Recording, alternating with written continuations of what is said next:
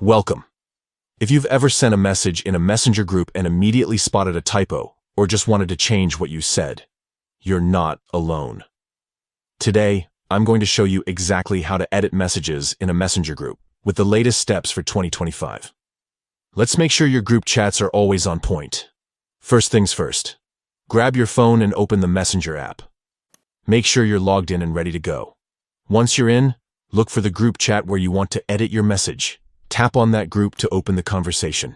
Now, scroll through the messages until you find the one you want to change. When you've found it, press and hold your finger on the message. After a moment, a menu will pop up with several options. Here, you want to tap on More. This will bring up a few extra actions you can take. From the new options, select Edit. Messenger will now let you change the text of your original message. Go ahead and make your corrections or updates. Whether you're fixing a spelling mistake, adding more information, or completely rewording your message, you have the freedom to make it right.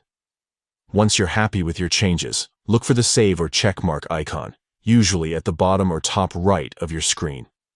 Tap it, and your edited message will instantly update in the group chat for everyone to see.